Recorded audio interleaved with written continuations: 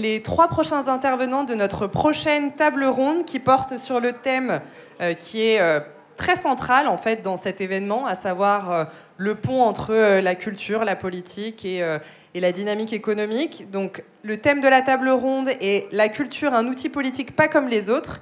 Et pour parler de ce sujet, je vais inviter sur scène Karim Bouamrane, le maire de Saint-Ouen, qu'on a eu l'occasion d'entendre tout à l'heure. Je vous invite à venir sur scène. Anne, allez, où vous voulez. Vous avez le choix. Vous êtes le premier appelé, donc. C'est sympa. Ensuite, j'appelle Anne Louillot, la commissaire française de la saison Brésil-France 2025.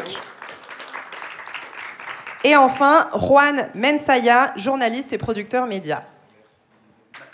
Bienvenue à vous. Massénia, pardon. Massénia. Merci à vous. Et...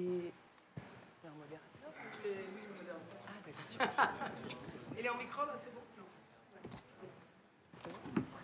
1, 2, ah, très bien. Bonjour. Ah oui, merci. Merci beaucoup pour la photo. Merci. Bonjour à toutes et tous. Merci d'être venus et d'être restés avec cette chaleur et surtout de vous intéresser à un élément déterminant dans la dynamique de nos sociétés, ce depuis des siècles, c'est la culture. Donc voilà, avec 2 invités prestigieux, Madame Louillot, Monsieur le maire Karim Bouamrane, on va essayer de comprendre le rôle de la culture et ce rapport de proximité, parfois un peu éloigné, qu'a la culture et la politique. Évidemment, la politique hexagonale, nous sommes en France, mais aussi la culture et sa relation avec la politique internationale. Voilà, donc on va survoler ces sujets-là, on va essayer d'éviter d'être technique et surtout d'être très pragmatique, de donner des exemples concrets. Donc pour la photo, m'a-t-on dit... Ah oui, c'est bon, tout est retiré. Alors je vais, en préambule, si vous le voulez bien, je vais rappeler un article 27. L'article 27 de la Déclaration universelle des droits de l'homme. Toute personne a le droit de prendre part librement à la vie culturelle de la communauté. Donc c'est carrément inscrit dans la Déclaration universelle des droits de l'homme. Et il y a un élément très important. Non seulement on a le droit de prendre part, mais ensuite on a le droit de jouir des arts et de participer au progrès scientifique et aux bienfaits qu'il en résulte. Voilà, donc on va partir de ce postulat. Et moi je commencerai avec une question très simple. Qu'est-ce que l'art? Ça sert à quoi la culture? Selon vous qui... avait un regard international sur ce levier qu'est la culture. Comment vous définiriez la culture à travers le monde? Madame Louillot. Alors ça, c'est une vaste question. Qu'est-ce que l'art et la culture? C'est un peu différent. Ou la culture. Oui, voilà, on va dire la culture. La culture, je pense, c'est ce qui nous relie aux autres. Ça, je pense que c'est... Pour moi, c'est une définition, pour moi qui suis diplomate et qui m'occupe beaucoup de diplomatie culturelle, pour moi la culture c'est ça, c'est ce qui nous relie aux autres, c'est ce qui nous permet de dire à l'autre qui nous sommes, et c'est ce qui permet aussi de dire à l'autre j'ai envie de te parler, j'ai envie de dialoguer, et pourquoi pas de créer avec toi quelque chose d'autre, quelque chose qui ne soit ni toi ni moi. Voilà pour moi ce que c'est que la culture, c'est avant tout du lien et de la relation. Monsieur Bouamrane, merci. 1, 2. Moi, je définirais la culture au travers de ce qui définit un pays, une nation, un continent. Ce n'est pas une monnaie, ce n'est pas une langue, c'est évolutif. La monnaie, ça change. Ce n'est pas un territoire, c'est évolutif au fil du temps. Ce n'est pas une religion. Il y a des pays où il y a plusieurs religions, on peut croire ou ne pas croire. Ce n'est pas un type de régime, là aussi c'est évolutif. La culture, c'est ce qui définit le récit qui est consubstantiel à tout pays, à toute histoire, au travers des émotions, qu'elles soient cinématographiques, théâtrales, art visuel, musical, pictural, peu importe. Pour moi, la culture, c'est ce qui, au travers d'émotions, définit la culture Ubuntu, c'est-à-dire cause commune. C'est ce qui fait cause commune. C'est ce qui permet à un pays, à une nation, d'écrire un récit et de se définir sur le moyen et le long terme. Et c'est ça la force de la culture. C'est pour ça que la culture, au-delà d'être un outil social parfois économique, c'est avant tout un outil politique. Et parce que la question était posée aussi avec la définition de l'art, on en reparlait récemment, l'art, pour citer Ferré, n'est pas un bureau d'anthropométrie. L'art, c'est une forme de vérité à chaque moment de la vie. Et c'est ce qui fait que, grâce à l'art, et par voie de conséquence, grâce à la culture, on arrive à être source d'amour, source de paix et source de co-construction de, non pas des peuples, mais de tout un peuple. Donc pour moi, c'est ça la culture. Alors maintenant qu'on a défini un peu le contour, les périmètres de l'action, à proprement dit, de la culture à travers le monde et à travers les nations, la question que l'on doit se poser aujourd'hui, et qui, je pense, est au centre de la dynamique, des dynamiques populaires, c'est à savoir, est-ce que la culture et la politique font bon ménage? Une question pour monsieur le maire? Je pense que la culture et la politique font bon ménage. C'est vous qui avez été diplomate, c'est vrai que ce n'est pas que l'apanage des politiques. La culture est une affaire de toutes et tous, et la politique est une affaire de toutes et tous. Et on le voit avec l'Expo Favelas, où pendant longtemps, toute une partie des personnes issues des quartiers populaires, des favelas, des quartiers pauvres ou des quartiers très modestes, il y avait une espèce d'assignation à résidence politique et par voie de conséquence culturelle. Et on considère que ce soit la culture hip-hop, la culture qui vient de la rue, c'est une sous-culture. Or, et du coup, les politiques qui viennent de ces quartiers sont des sous-politiques. Donc, la culture et la politique font bon ménage, c'est lorsqu'il y a des politiques qui estiment que leur culture est une surculture, et ce qui se traduit par un mépris de classe. Et moi, c'est ce que je dis tout le temps, il n'y a pas de sous-culture ou de surculture. Il y a aujourd'hui une dynamique culturelle et donc politique qui est ancrée dans le 21e siècle, qui est la nôtre. C'est ce qui fait qu'aujourd'hui, on est là. On a toutes et tous des histoires différentes, mais on est ancré dans le 21e siècle. Et le 21e siècle montre qu'il y a un vrai Big Bang intellectuel, anthropologique, géopolitique, social, psychosociologique, qui fait que des pays comme le Brésil sont une vraie dynamique. C'est pour ça qu'à Saint-Ouen, on fait des choses différemment. C'est pour ça qu'à Saint-Ouen, on est jumelé avec Rio, avec l'État du Pará, avec Abomey-Calavi, avec Essaouira, parce que Los Angeles, parce que on est ancré dans le 21e siècle, et toute cette culture qu'on appelle l'élite populaire ou la génération post-70, hip-hop, qui ont un pied dans le 20e siècle, mais qui sont ancrés dans le 21e siècle. Et il y a l'establishment qui continue à avoir des vestiges et qui considère que ce qui est fait aujourd'hui, par exemple, c'est du cosmétique, c'est de l'exotisme, c'est un truc pour les Noirs, les Arabes, les Zoulous, comme on disait à l'époque du mouvement hip-hop, du début du mouvement hip-hop. Et eux, ils sont morts, ils sont en train de mourir. Et c'est les dinosaures, ça change. Et le monde est en train de changer. Là, je vais aller à Avignon la semaine prochaine, on voit bien que ça change, ça bouge. Donc, est-ce que la culture et la politique, ça fait bon ménage? La culture, c'est la politique c'est la culture. Et aujourd'hui, vous avez toute une génération de politiques qui sont encore en partie en responsabilité, qui n'ont pas compris ce qui est en train de se passer. Là, ils ne comprennent pas ce qui se passe aujourd'hui. J'étais à Essaouira il y a 15 jours avec le festival Gnawa, ils ne comprennent pas ce qui se passe. Ce qui va se passer à COP30 à Belém, c'est impressionnant. Ce qui se passe dans les différents festivals qui sont faits de façon autoprod ou avec l'économie sociale et solidaire, ils ne comprennent pas ce qui se passe. Nous, moi, j'ai 3 enfants, dont 2 qui ont plus de 20 ans.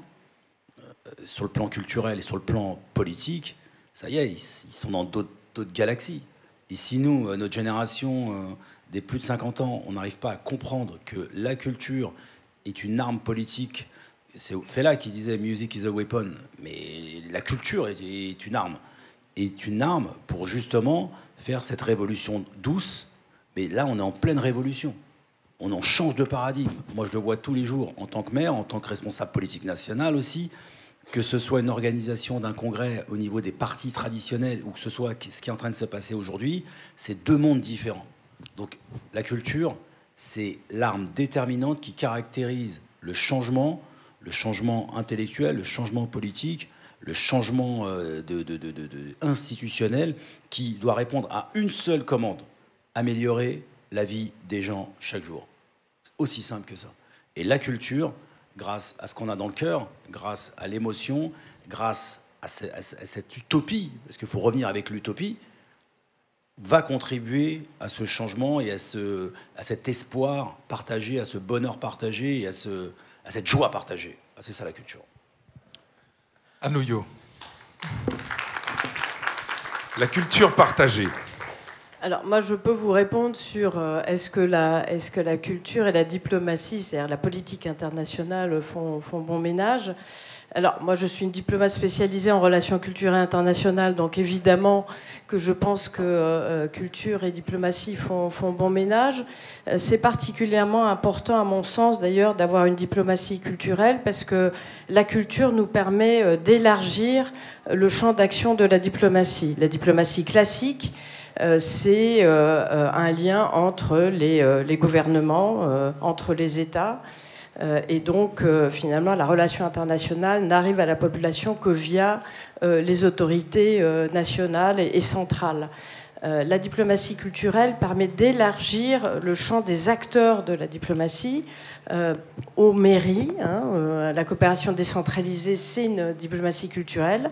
Donc ça, c'est très important que les mairies puissent aussi agir à l'international. Aux associations, on a vu Sarah Maria là, qui vient de parler de l'association Get Up qui va participer à un grand forum pendant la saison française au Brésil. Voilà, les associations, c'est très important.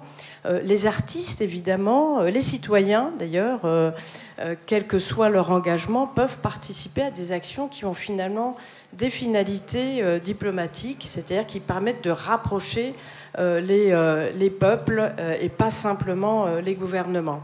Et je pense qu'on en a plus que jamais besoin dans un climat international, ça a été dit à plusieurs reprises ce matin, qui est très sombre, où l'usage de la force l'emporte sur le dialogue. La culture, c'est d'abord le dialogue, c'est d'abord le lien, comme je le disais tout à l'heure. Donc oui, la diplomatie culturelle, c'est très important.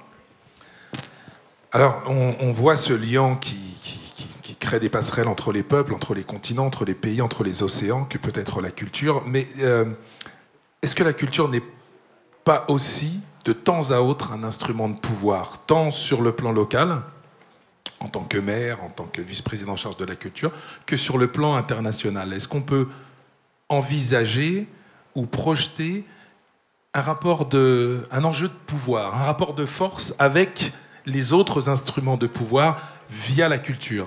Ou est-ce que vous êtes toujours sur le plan international, sur le plan départemental, local, lorsqu'on parle de la culture, de jouer un peu des coudes, comme si vous étiez un peu le sujet ou le parent pauvre? Alors, est-ce que c'est un instrument de pouvoir réel, la culture? Karim Bouamran, Anouillo, à vous de répondre.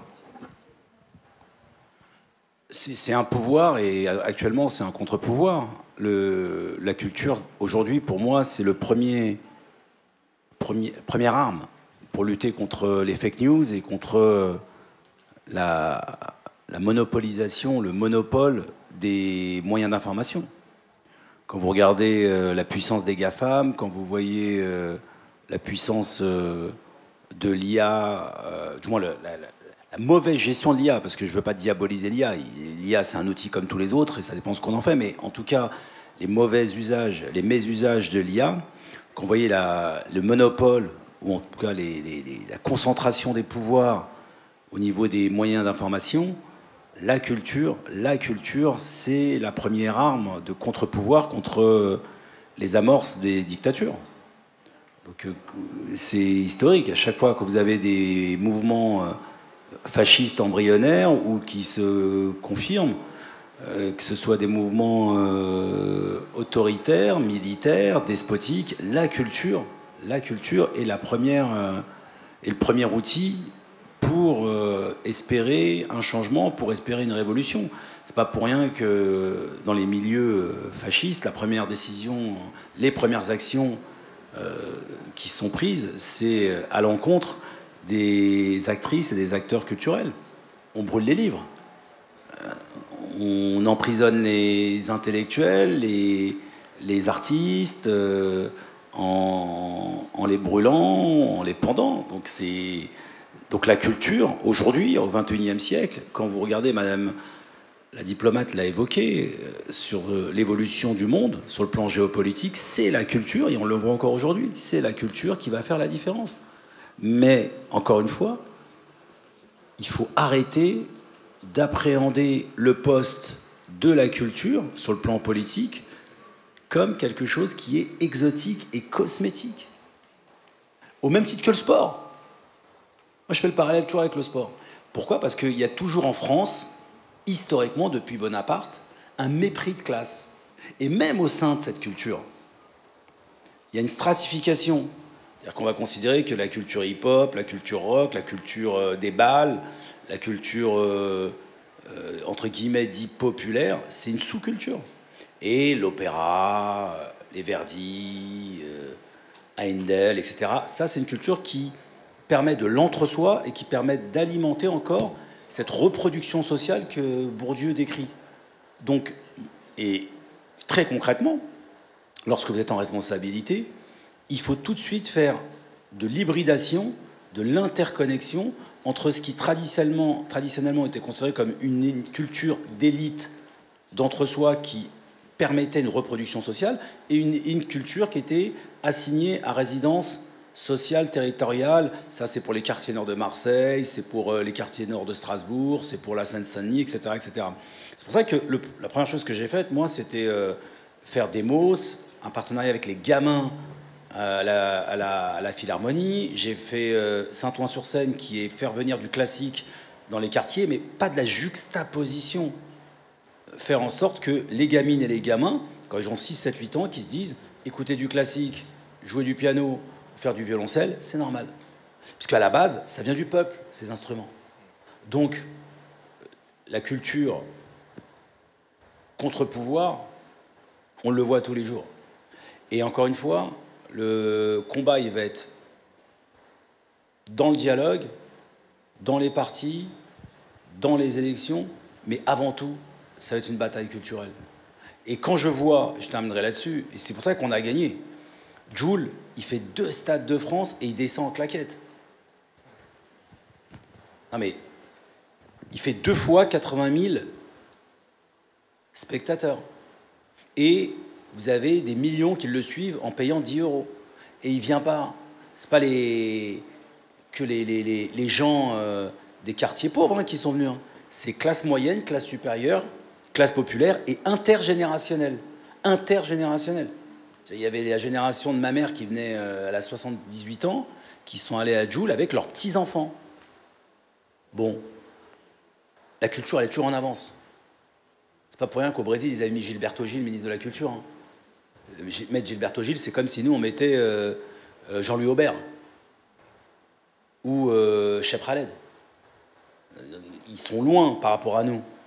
Bon, donc, pour répondre à cette question, moi, j'y crois énormément. J'y crois énormément et moi, je le vois tous les jours. On a été la première génération de responsables politiques hip-hop.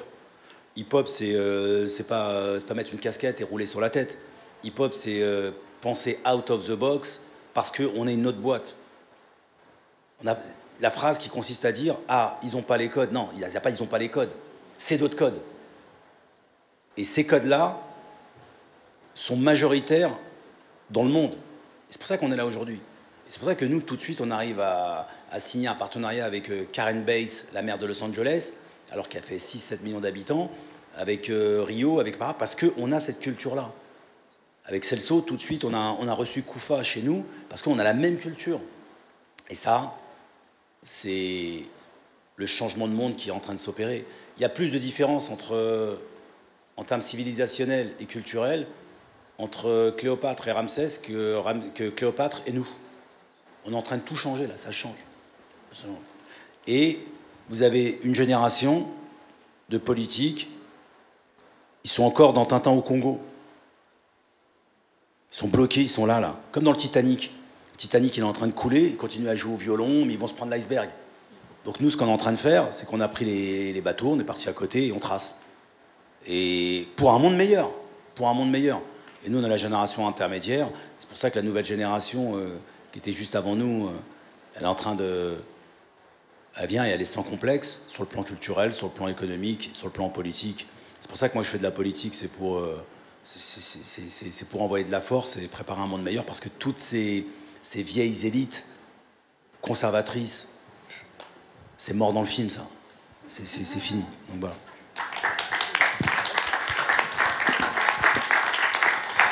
Anne Guyot, j'aimerais que, en écoutant Karim Bouamrane, j'aimerais vous faire rebondir sur toutes les évidences maintenant pour nous, après cette prise de parole, en ce qui concerne la place de la culture dans le monde et le rôle de la culture dans le monde.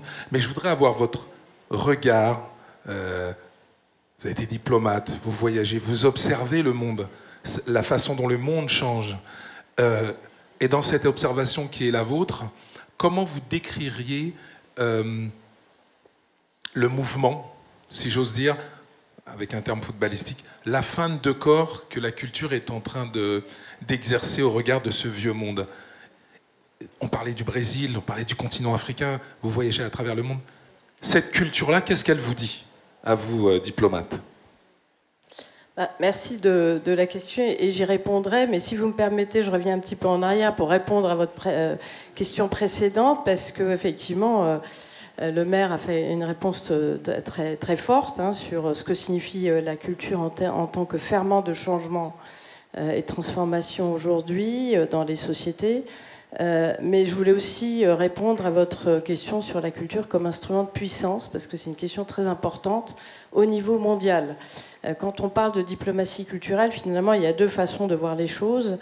Il y a la façon qui a été très bien décrite par l'américain Ryman, le soft power, c'est-à-dire la culture comme instrument justement de puissance et d'influence au sens de puissance et domination, qui a pour objectif finalement d'homogénéiser la production culturelle et la consommation culturelle au niveau mondial.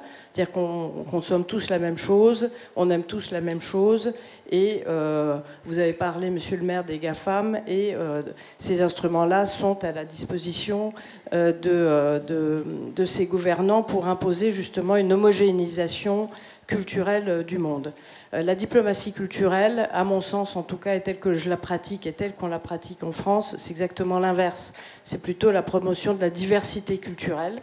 C'est-à-dire, en effet, présenter son récit, mais un récit pluriel, parce qu'il y a des cultures en France qui chacune a droit de citer, donc présenter nos récits, et écouter ceux des autres, et même faire en sorte que ceux des autres soient écoutés. C'est ce que nous faisons dans la diplomatie culturelle, c'est que nous ouvrons les portes à la diversité de ces récits pour créer des liens et pour aller plus loin, pour transformer ensemble. Alors quand vous me posez la question, qu'est-ce qu'elle vous dit, la culture? C'est ça, elle me dit la pluralité. Moi, quand je voyage, pas simplement d'ailleurs à l'étranger, mais aussi dans la diversité des territoires français, parce qu'il y a une très grande, chez vous, vous avez une très grande richesse culturelle à Saint-Ouen. Enfin, il y a énormément de choses qui se passent. Je suis allée en Guyane, en Guadeloupe et en Martinique, nos territoires d'Amérique, et là aussi, il y a une diversité culturelle absolument extraordinaire. Je pense que c'est une richesse pour nous que nous devons promouvoir à l'international, et ce que nous allons faire d'ailleurs dans le cadre de la saison France-Brésil, c'est de promouvoir cette diversité culturelle française au Brésil et d'être à l'écoute de l'extraordinaire diversité culturelle du Brésil. C'est comme ça que la culture devient un outil, un levier de changement et de transformation. J'aimerais souligner quand même que sur plusieurs années de débats, de réflexion, d'échange et d'écoute, autant de propos des politiques, des acteurs culturels, c'est la première fois que j'entends dire que les territoires d'outre-mer sont en Amérique. Bravo. Je souhaitais le dire, parce qu'habituellement on parle de la Caraïbe, on parle des Antilles, mais on oublie de dire que Martinique, Guadeloupe, Guyane sont en Amérique, que la France se trouve également en Amérique. Alors, je vais revenir sur... on va continuer ce petit voyage à travers le monde de la culture. On parlait d'un instrument de pouvoir, on parlait de la culture. Alors, tout de suite nous vient à l'esprit une question d'organisation, de salubrité. Comment gère-t-on une politique culturelle totalement assumée, tant sur le plan politique que sur le plan international. Comment gère-t-on la distance entre une politique culturelle assumée et l'avant-garde? En 2 mots, comment on fait en tant que responsable politique ou diplomatique pour promouvoir la diversité, mais tout en gardant la distance qui évite trop d'ingérence? Comment parce que ça, c'est un jeu d'équilibre. En même temps, vous agissez sur le plan... La diversité entre quoi? J'ai pas compris la question. La liberté de fabriquer, exactement, la liberté de fabriquer de la culture. On laisse les artistes voilà. libres. Ah ouais, dans le sens de libre. créativité. Ah, ok, voilà. D'accord. La question, c'est... tout dépend... non, mais tout dépend avec qui tu bosses. Ouais. Là, je vais à Avignon, on voit... Franchement, on va se dire les choses. Ça dépend avec qui tu bosses. Soit tu prends des artistes qui n'ont pas de vision et qui sont pas du tout en phase avec ce que tu portes. Et la vision, c'est cette colère et cette volonté de changer et de chercher de la respectabilité, le progrès. Et ça, tu peux pas tricher. Soit tu l'as, soit tu ne l'as pas. Soit tu as cette espèce de cicatrice en toi et que ce que tu fais toi au niveau politique, lui, il le fait au niveau artistique, avec ses films, avec ses œuvres, avec son son, avec sa prod, et on se retrouve, voilà, et quel que soit le pays, et quelle que soit l'origine sociale, on a cette espèce de souffrance en nous, et ça se décline, ou soit ils sont claqués. Et le problème qu'il y a, c'est que, et ça veut dire quoi être claqué? Ça veut dire, ce ne sont pas des artistes, ce sont des dactylographes. Et ils sont là parce que c'est bien de se dire, je suis dans l'entre-soi, et je peux bénéficier de l'aide de la puissance publique, et du coup, j'oublie même l'essence de mon combat. C'est un peu comme les politiques quand ils sont là pour se battre pour les places, et pas pour lutter la lutte de classe, la lutte des places. Et là, les artistes, on est là, on passe plus notre temps à se focaliser, à caresser le politique dans le sens du poil, à aller chercher les subventions, à se dire oui, faut aider le théâtre, faut aider le cinéma, mais ils se remettent pas du tout en question, une partie, hein, attention, pas tous, hein, mais au bout d'un moment, je suis là pourquoi, moi?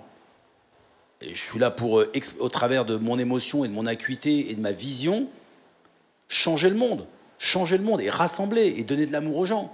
Et en fin de compte, c'est comment je fais pour pas faire d'ingérence? Je fais jamais d'ingérence parce que les artistes avec lesquels on travaille, c'est des artistes qui ont la même vibe et la même énergie et la même vision politique que nous. Différents, mais ils ressentent ce truc-là. Donc c'est ce qui fait qu'on rassemble, et c'est pour ça que nos événements à Saint-Ouen mobilisent et sont une réussite. Quand on fait le carnaval, il n'y a rien d'extraordinaire, le carnaval. Tout le monde fait des carnavals. Tu arrives, tu te déguises et tu défiles. Mais pourquoi ça marche? Pourquoi ça marche, notre carnaval? Parce que nous, c'est pas une commande qu'on a. On mobilise les gens qui, au moment de leur vie, ont dû bosser 3, 4, 5 fois plus pour en arriver là. Des gens qui ont subi la discrimination.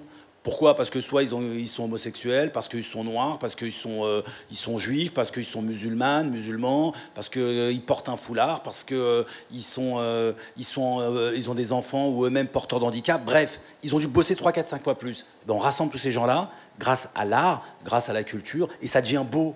Parce qu'il y a une magie qui s'opère. Mais quand tu arrives et quand tu juxtaposes des personnes, moi, je ne travaille pas avec elles, moi.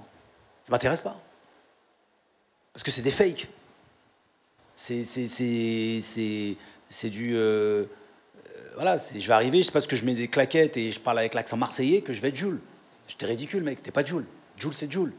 Moi, je suis moi. Mais on a un point commun avec Jul, c'est qu'on sait ce qu'on a dû faire pour en arriver là.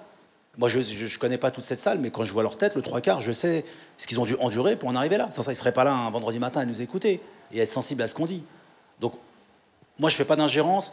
En revanche, je bosse avec des personnes qui ont le fuego, qui expriment quelque chose. Pas des dactylographes de la culture. Parce que ça sert à rien, ça, pour nous. Parce que là, on est dans un combat politique. Et la politique, c'est sérieux. Et la culture, c'est sérieux. Et moi, quand je nomme une maire adjointe à la culture, quand je gagne les élections départementales, et quand je dis je veux être vice-président de la culture, je prends pas la culture par hasard. Je prends pas la culture pour avoir des places et me faire inviter et passer des bonnes soirées. Je prends la culture parce que c'est un combat, la culture. Parce que c'est là où on va voir, que ce soit une personne avec un foulard et une femme, bah moi je ne la vois pas avec une personne avec un foulard avec une femme, je vois une chef d'entreprise, quelqu'un qui contribue à faire changer le pays.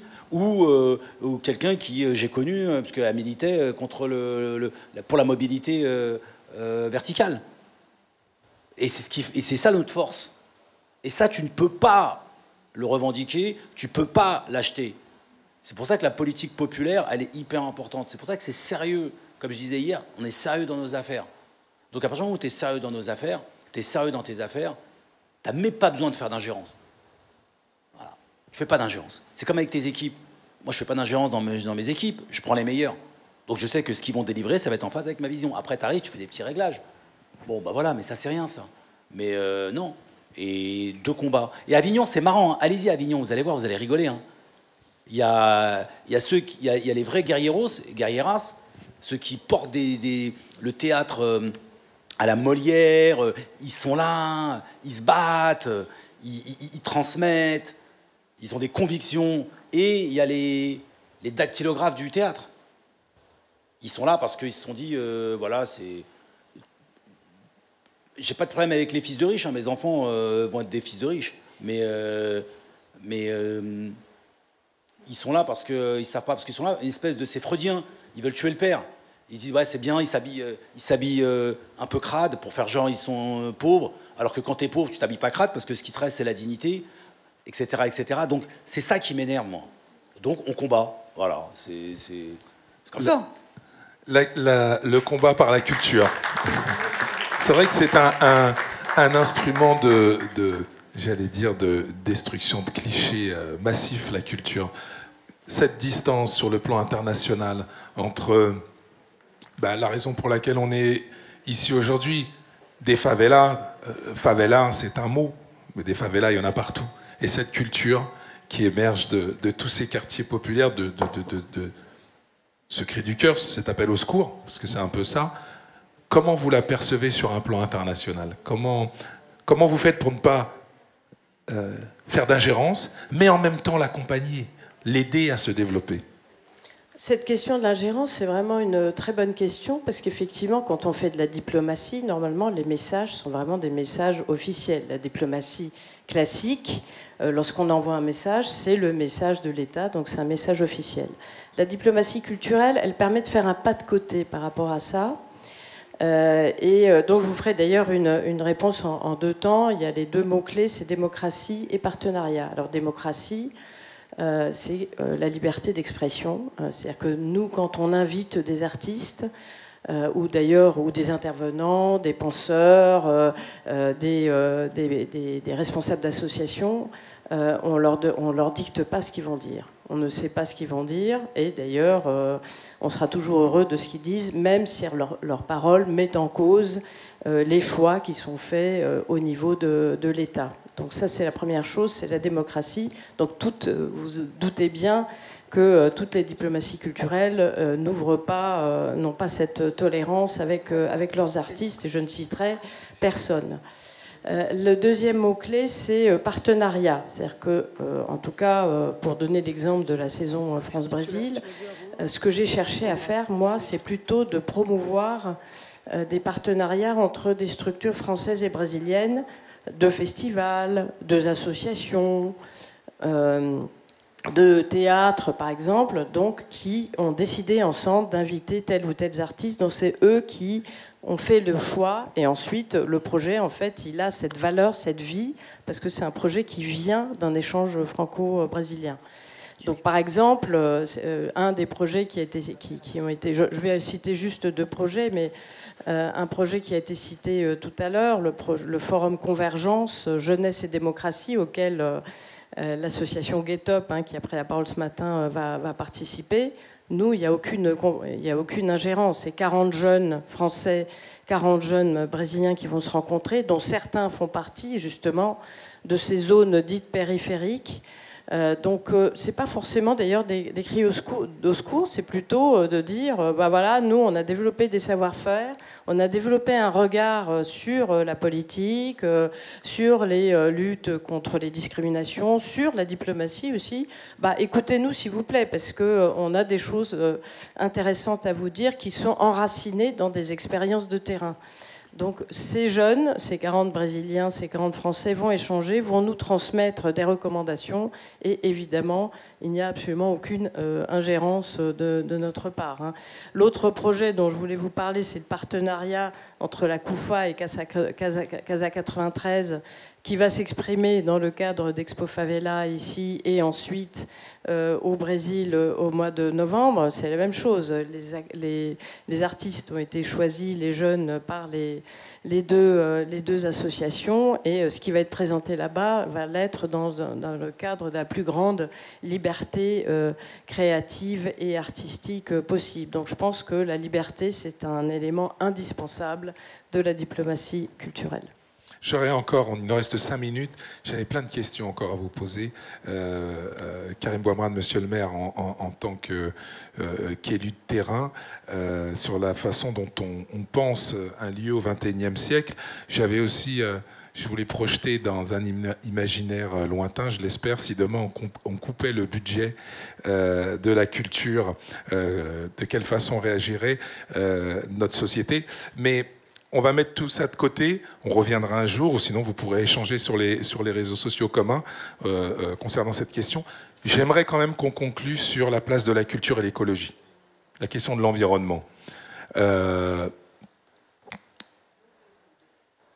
Aujourd'hui, on est face à une réalité, il n'y a plus de climato-sceptiques, en tout cas je l'espère, sinon il faut les interner.